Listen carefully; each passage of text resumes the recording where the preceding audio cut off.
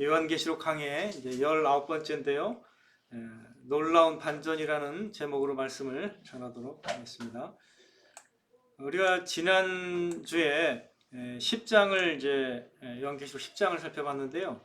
힘센 천사가 사도 요한에게 하나님이 이제 지체하지 않으시고 그리고 복음과 같이 하나님의 비밀이 이루어질 것이라고 전하면서 작은 두루마리를 먹고서 이제 많은 백성과 나라와 방언과 임금에게 예언해야 한다라는 것을 살펴보았습니다. 이제 11장에서는 바로 그 천사가 사도 요한에게 지팡이 같은 갈대를 주며 일어나서 이제 하늘의 성전을 바라보게 되는 것 같아요. 그래서 하늘에 하나님의 성전과 제단과 그 안에서 경배하는 자들을 측량하라고 했습니다. 하지만 성전 바깥 마당은 측량하지 말고 그냥 두라고 이렇게 전하는 그런 메시지가 이제 초반에 나옵니다. 하나님의 성전과 성전 바깥마당을 이제 구별하고 있는데요. 즉 하나님의 성전 안과 그 제단과 그 안에서 경배하는 자들은 측량을 하고 성전 바깥마당은 그냥 측량하지 말라 이런 얘기인데 이것은 이제 구별한다라는 거죠.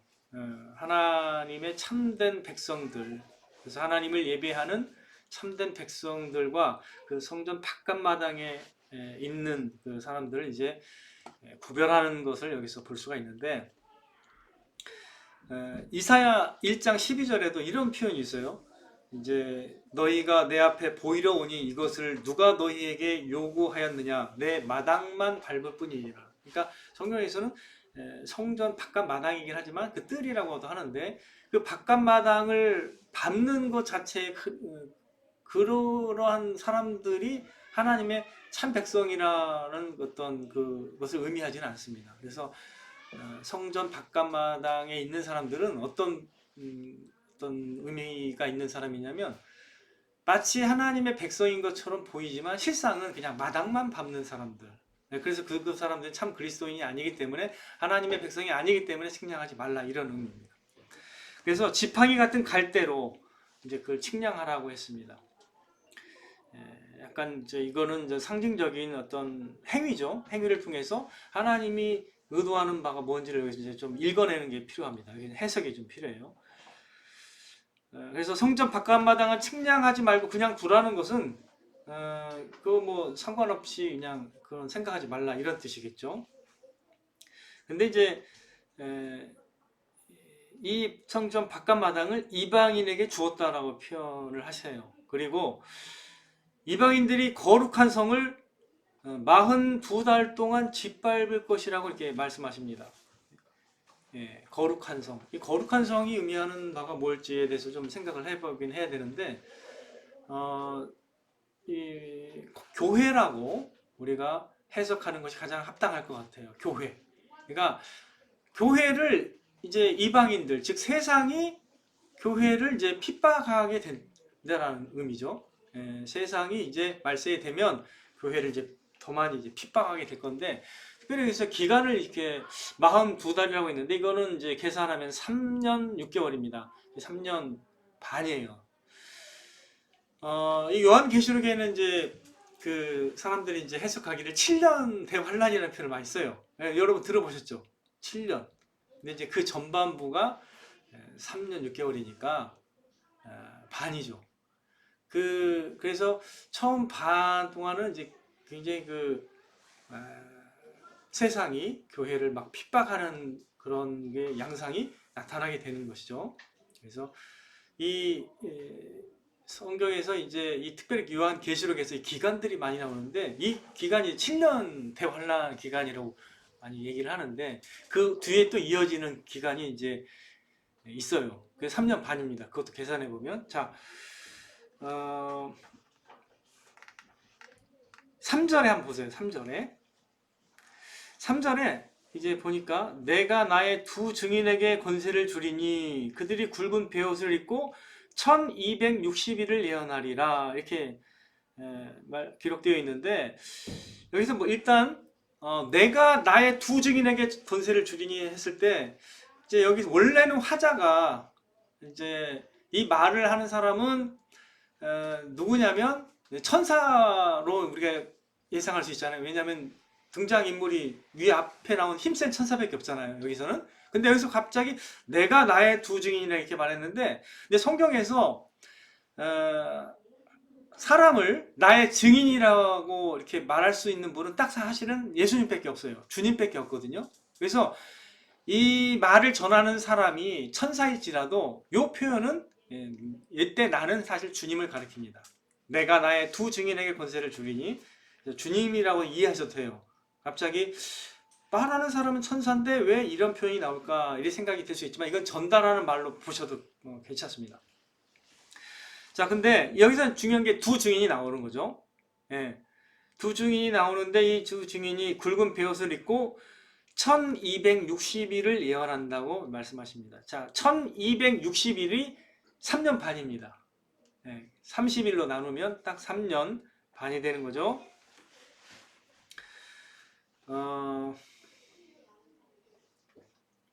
자, 이것을 이제 우리가 이제 새롭게 보게 되는데, 요한계시록 11장에서 이제 이 두 증인이 이제 등장하게 되는 건데, 이 11장 전체는 이 두 증인에 관한 어떤 그 사건이 이제 계속 이어지고 또 그 환상이 이어지는 건데, 보세요.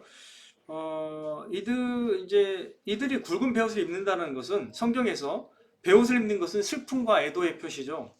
이 두 증인은요, 하나님의 백성들에게 일어나는 일들, 성전이 유린되고 교회가 핍박을 받는 걸 보고 이제 애도와의 마음을 품게 되고, 또한 이 세상에 하나님을 거부하는 그런 만연된 죄악으로 인해서 슬픔과 애통의 마음을 가지고 있었을 것입니다. 그런 가운데 증언을 했을 거예요. 예언을 하고 증언을. 그래서 자, 이거를 이제 똑같은 기간이라고 볼 수도 있고 3년 반이라고 볼 수도 있고, 이것을 전반부 3년 반은 교회가 철저하게 이방인에게 또 세상에게 짓밟히고, 그 다음 3년 반은 두 증인이 나타나서 증언하는 걸로 봐야 되는, 그런 7년으로 봐야 할지, 아니면 이게 똑같은 3년 반인지 이걸 정확히 알 수 없어요. 그러나 대체적으로 교회에서는 우리 역사적으로 그냥 이걸 7년으로 봐요.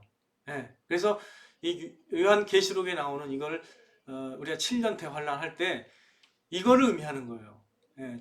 교회의 거룩한 성이 3년 반 동안 집합힘을 받고, 그 후에 두 증인이 나와서 또 예언을 하면서 이 땅에 재앙을 일으키고, 네, 이 두 기간이 나온다는 걸 기억하시기 바랍니다. 자, 그러면 이 두 증인이 누구인가? 이거 좀 여기서 설명을 드려야 되는데, 4절에 보니까 그들은 뭐라고 표현하냐면, 이 땅에 주 앞에 서 있는 두 감람나무와 두 촛대니, 이렇게 표현하고 있습니다. 스가랴 4장에서는 두 감람나무와 순금 등잔대가 나오는데, 이 두 감람나무는 이때 기름 부음 받은 자를 가리켜요.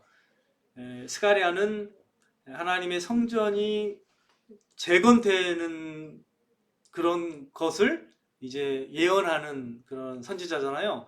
이때 하나님의 성전이 재건될 때 쓰임받았던 사람이 누구냐면 스룹바벨 총독과 여호수아 대제사장인데, 이 두 사람을 가리킵니다. 주 앞에 모셔있는 이 두 감람나무는 그때 당시 사람을 가리켜요.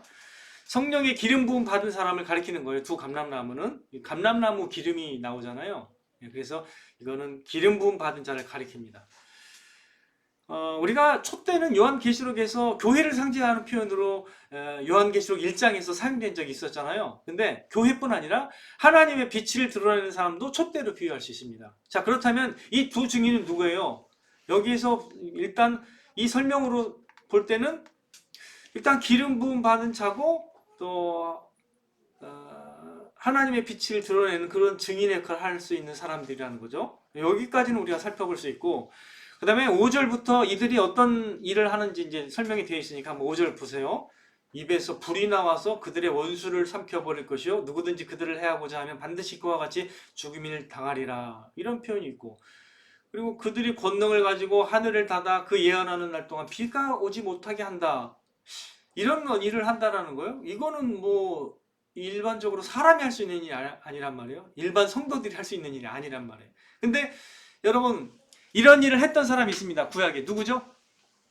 비가 오지 않게 했던 사람이 누구고, 또 하늘에서 불이 내려와서 어떤 군대를 불살라버린 사람이 있어요. 누구죠? 엘리야죠. 그죠? 우리가 엘리야를 이제 기억할 텐데, 이런 사람이 있습니다. 자, 그 다음에 6절을 보세요. 6절에 보니까 권능을 가지고 물을 피로 변하게 하고 아무 때에든지 원하는 대로 여러 가지 재앙으로 땅을 칠 것이라고 말하는데, 이런 사람이 구약에 있었죠. 누구죠? 모세잖아요. 모세. 자, 여러분들, 이 두 중인을 생각할 때는 누가 떠오르냐면 모세와 엘리야가 떠올라요. 근데 놀랍게도 모세와 엘리야는 예수님을 증언한 구약의 대표적 선지자란 말이에요. 그래서 예수님이 변화되실 때 높은 산에서 두 명이 내려왔습니다. 누가 내려왔죠? 엘리야. 죽지 않고 살아 올라간 사람이 엘리야인데, 근데 모세도 어디 무덤이 없습니다. 그 어디에 묻혔는지를 몰라요. 성경을 여러분 자세히 보지만 모세는 무덤이 없습니다. 근데 이 두 사람이 예수님과 함께 변화산상에서 내려와서 예수님이 하나님의 기뻐하는 아들임을 함께 증언할 때 옆에 있었거든요. 이 증언자예요. 성경이 대표하는 두 명의 증언자는 본래 모세와 엘리야입니다. 근데 여기서는 누군지 정확히 밝히진 않습니다. 그래서 우리가 몰라요. 구약에서 암시적으로 두 증인의 역할을 했던 이 사람들과 같은 그런 두 증인이 말세 때에 놀라운 능력을 행하면서 하나님의 진실성과 복음의 위력을 나타나게 될 것이라는 것 정도만 우리는 이해할 수 있습니다.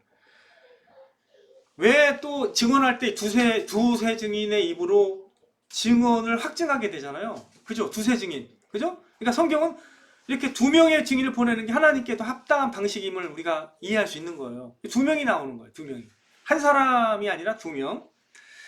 이런 거를 종합해 봤을 때 결국 요한계시록에서 나오는 이 두 증인이 누구인가? 하나님의 기름 부음을 받은 자들이고 모세와 엘리야처럼 성령의 능력과 권능으로 하나님이 하라고 하신 일을 이 땅 가운데서 행하도록 보내심을 받은 자들이라는 것을 우리가 추측할 수가 있습니다. 자, 정리하면 어떻게 돼요? 이방인들과 이 세상이 교회를 3년 반 동안 강하게 압박하고 핍박해서 마치 교회가 무너져가는 것처럼 보일 때 누가 등장한다고요? 두 증인이 등장해서 오히려 이렇게 행했던 이 세상에 대해서 심판을 내립니다. 그래서 여러 가지 재앙으로 심판을 내리면서 두 증인이 하나님의 진실하심과 위엄과 능력을 이제 나타내기 시작하는 거죠. 이런 어떤 영적 마치 싸움처럼 이렇게 이 7년 기간이 이제 드러나게 된다는 거죠. 근데 세상은 어떻게 해요? 이 두 증인을 이해할까요? 어떻게 될까요? 이해하지 못합니다. 이 두 증인을 미워하고 또 싫어할 것이죠. 왜냐하면 이 두 증인은 권세를 받아서 이 땅에 하나님을 대신해서 심판을 행하기 때문에, 예를 들어서 비가 오지 않게 하고 물을 막 피가 되게 하고 여러 가지 재앙을 일으키는데 누가 좋아하겠습니까? 세상이 싫어하죠. 그죠? 자, 7절에 보니까 근데 증언을 마칠 때, 그러니까 이들이 두 증인은 3년 반 정도만 권세를 받는 거예요. 무제한적 권세를 받아서 하는 그런 뭐 일을 하는 사람들이 아니고 딱 3년 반 정도. 그랬더니 이 증언을 마칠 때 보니까 무적행으로부터 올라오는 짐승이 이제 등장합니다. 이 무적행으로부터 올라오는 짐승이 누구냐?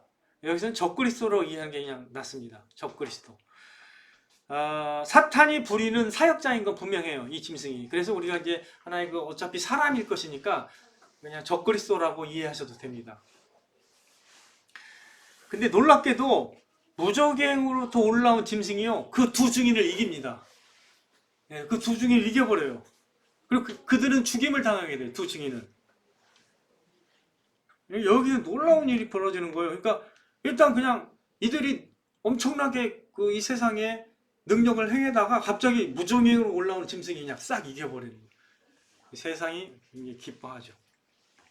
자, 8절에 보시면 이제 이 두 증인의 시체가 큰 성길에 있게 된다는 건 뭐냐면 세상이 다 알게 된다는, 이 두 증인의 죽음을.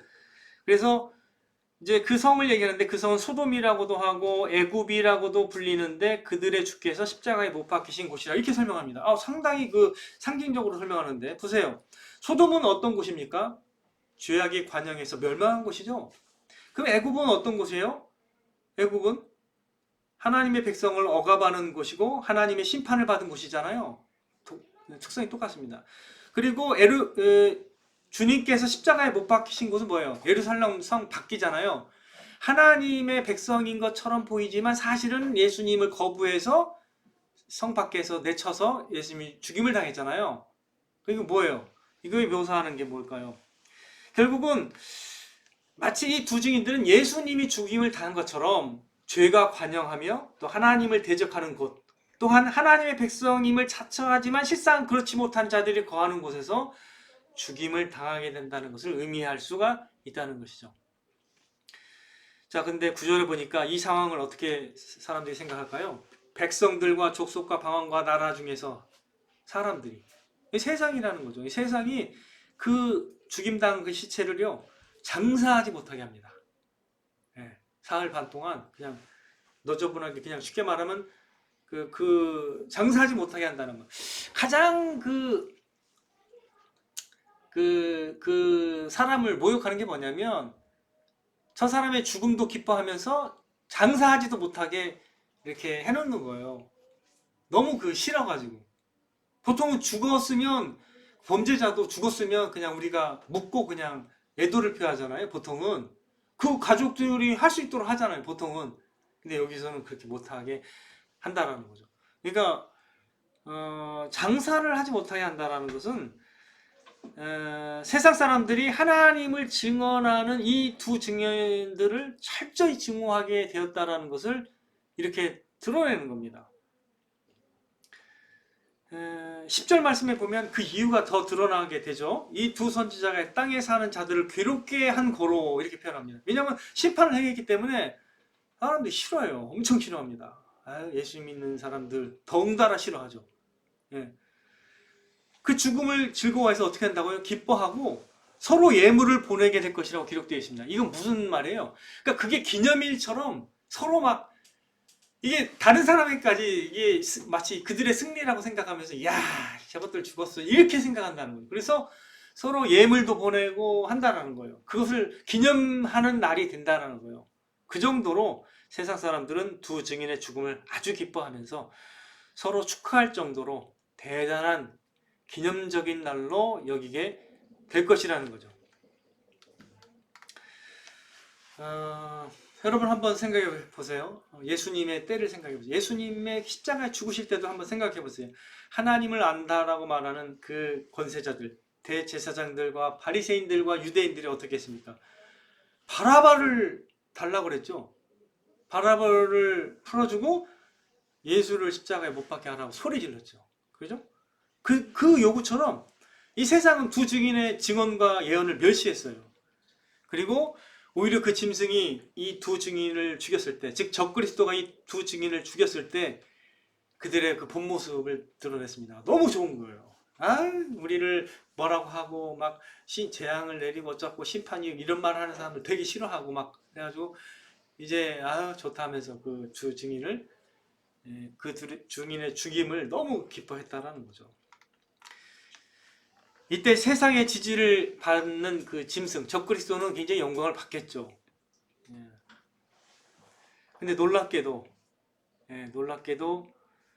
몇 절입니까? 그 뒤에 보면은 하나님께로부터 생기가 그들 속에 들어가서 죽었던 그들이 다시 일어서고 부활하게 되는 놀라운 일이 발생되게 됩니다. 이게 놀라운 반전이죠. 그리고 하늘로부터 이리로 올라오라는 큰 음성을 듣고 구름을 타고 올라가게 됩니다. 근데 중요한 것은 그들의 원수들도 이 광경을 보게 된다는 거죠. 그리고 그때 큰 지진이 나서 성 10분의 1이 무너지고 지진에 죽은 사람들이 7천이 발생하게 됩니다.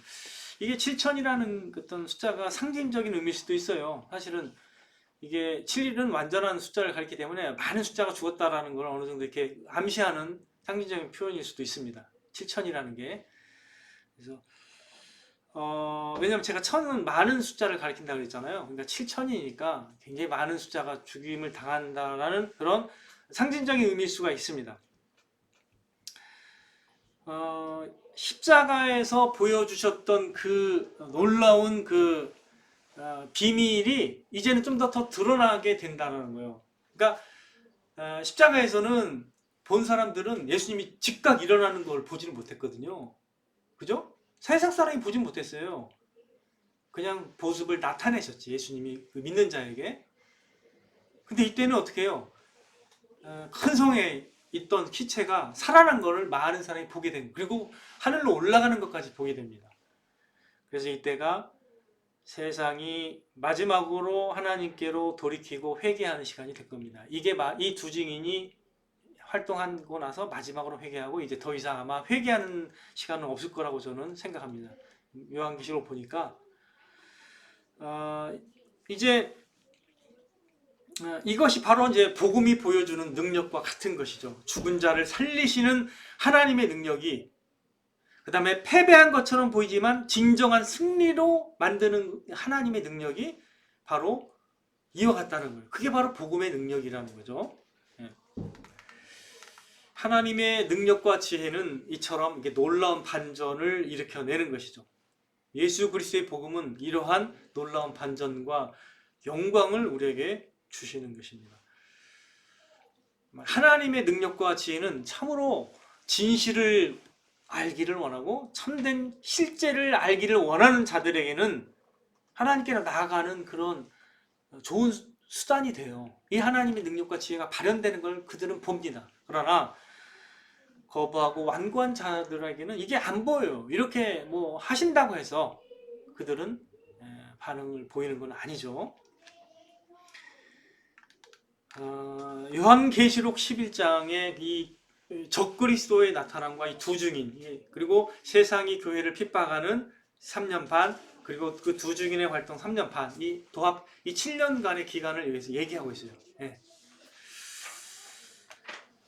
정확하게 사실 7년이 문자적 그 기간인지 이건 사실 정확히 몰라요. 우리가 그걸 다 헤아릴 수는 없는 것 같고, 일단은 문자적으로는 해석하긴 하지만 정확하게는 알 수 없습니다. 자, 우리가 이 요한계시록 11장 말씀을 통해서 두 가지 정도 교훈을 배울 수 있다고 말씀드릴 수 있는데, 첫 번째로는 우리가 하나님께서 이걸 알기를 원하실 것이다 라는 생각이 들어요. 어떤 거냐? 하나님의 행하시는 그 모든 일의 위력을 그 당시에는 다 알 수는 없지만 결국 하나님의 일하심의 궁극적 지점에서는 우리가 하나님의 놀라운 지혜와 능력을 깨닫게 되고 결국 영광을 하나님께 돌리게 되고 하나님을 찬양하게 될 것이라는 거예요. 제가 지금 말은 길게 했지만 포인트는 뭐냐면 하나님이 하시는 일에는 하나님의 놀라운 능력과 지혜가 나타나는 거예요. 그래서 그것을 우리가 당장에는 깨닫지 못하더라도 하나님의 능력을 신뢰하고 그것을 깨달을 때는 우리가 하나님을 또 찬양하고 하나님께 영광을 돌려야 된다는 거죠. 복음도 마찬가지입니다. 복음도 그 당시에는 다 깨닫는 게 아니에요. 예를 들면 이사야 53장 8절에 이렇게 표현되어 있어요. 그는 곤욕과 신문을 당하고 끌려갔으나 그 세대 중에 누가 생각하기를 그가 살아있는 자들의 땅에서 끊어짐은 마땅히 형벌받을 내 백성의 허물 때문이라 하였으리요. 누가 그것을 백성의 허물로 인해서 예수님이 십자가에 달려 죽으신다는 걸 누가 깨달았겠냐는 거죠. 그 다음에 골로새서 2장 15절에는 십자가 사건을 이렇게 표현합니다. 통치자들과 권세들을 무력하여 드러내어 구경거리로 삼으시고 십자가로 그들을 이기셨느니라. 십자가로 이겼다는 표현. 이게 뭐냐면 어떻게 죽었는데 이기냐는 거죠. 십자가에서 죽었는데 그들에게 오히려 심판을 받아서 죽임을 당한 거거든요. 예수님이 죽임을 당한 건데 왜 이기냐는 거죠. 근데 그렇게 표현해요, 성경은. 즉 복음의 속성이 뭐냐면 그 안에 놀라운 반전이 있는 거예요. 하나님의 능력과 지혜가 나타나도록 어떤 사람에게는 그게 마치 비밀처럼 안 보여요. 그러나 궁극적으로 하나님은 그렇게 승리하게 하시고 그렇게 이기신다는 거죠. 그러므로 우리는요, 어떻게 예수 그리스도의 복음을 이해할 수 있느냐? 예수님이 십자가에서 죽으심으로 죄와 세상을 사망을 이기신 것이라는 거예요. 예. 그러므로 우리는 겸손해야 하며 계속 이 하나님의 행하심을 겸손한 마음으로 계속 신뢰해야 됩니다. 그래서 하나님의 뜻과 방식을 우리가 알지 못하면서 마치 우리 뜻대로 안 된다고 불평해서도 안 되는 거죠. 그건 어리석은 행동일 뿐입니다. 하나님의 능력과 지혜를 우리는 끝까지 신뢰해야 한다는 것이죠. 특별히 우리는 감사하게도요, 모든 계시와 복음 사건이 완성된 후에 부르심을 받은 자들입니다. 아직 이루어지지 않은 것은 뭐냐면요, 종말적 이 심판과 최종적 심판을 포함한 주님의 재림뿐이에요. 즉 제가 요한계시록에서 강의하는 말씀 전하는 이 일부만이 아직 성취되지 않은 거거든요. 그러므로 주님의 재림을 소망하고 기다리는 주님의 백성으로서 우리는 하나님의 능력과 지혜를 끝까지 전적으로 신뢰해야 합니다. 하나님은 하나님의 방식과 그 주권적 지혜와 능력으로 하나님의 시간표를 따라서 하나님의 방식으로 이 모든 일을 행하실 것입니다. 자, 두 번째로 우리가 알 수 있는 건 뭐냐면 이제 말세에 환란이 있고 또 영적 전쟁이 있다라는 거예요. 그러나 최종 승리가 있다. 이 세 가지 이 시나리오를 즉 물론 한 가지지만 세 가지 내용으로 연결되는 이 시나리오를 꼭 기억하고 있어야 됩니다. 자, 거룩한 성이 3년 반 동안 짓밟히는 환란이 있을 거지만 그리고 두 증인이 활동하면서 적그리스도와 싸웁니다. 영적 전쟁을 벌입니다. 그렇지만 죽죠. 하지만 어떻게 최종적으로는 승리한다는 거죠. 부활하고 승천하게 된다는 거죠. 이 세 가지가 신자에게 일어나는 실제입니다. 이게 서사예요. 신자에게 일어나는 서사로 얘기할 수도 있고 실제라고 말할 수도 있죠. 그러므로 우리가 환란과 영적 전쟁에 대해서 늘 준비되어 있어야 됩니다. 깨어 있어서 하나님의 전신갑주를 입고 있어야 된다는 거죠. 예수님의 말씀을 이제 기억해야 돼요. 요한복음 16장 33절. 한번 우리가 찾아보죠. 아는 말씀이지만 찾아서 확실하게 마음에 새겨보죠. 같이 읽겠습니다. 요한복음 16장 33절. 같이요. 요한복음 16장 33절 시작. 세상에서는 너희가 환난을 당하나 담대하라. 내가 세상을 이겼노라. 이렇게 말씀하셨죠. 환난을 당하지만 담대하라는 거예요. 이 스토리는 낯선 게 아니라는 거예요. 그냥 환난을 당하고 영적 전쟁을 해야 되고 죽을 수도 있습니다. 우리가.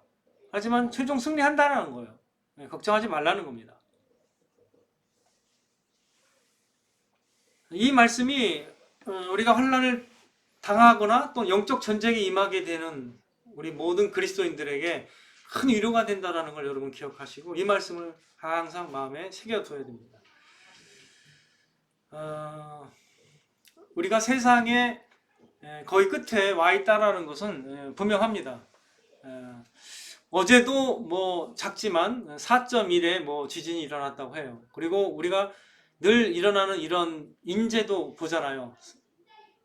오늘 뭐 151명이 이게 또 사망자가 발생했던 이 사건도 우리 여러분이 또 들었을 텐데 이러한 어떤 여기저기 사건이 일어나고 세상의 큰 범주로 보면 여전히 전쟁이 있습니다. 러시아와 우크라이나 이게 어떻게 파급돼서 또 어떤 전쟁이 일어날지 누구도 알 수가 없는 것이죠.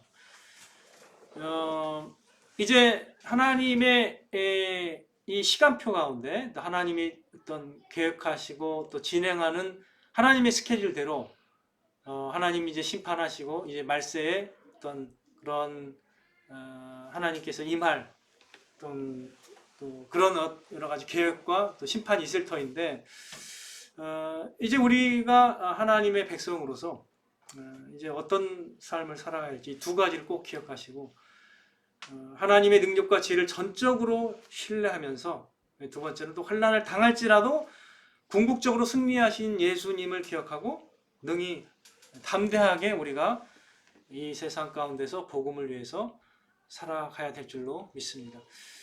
이러한 은혜가 저와 여러분에게 더 넘치게 되기를 주님의 이름으로 축원을 드립니다. 아멘.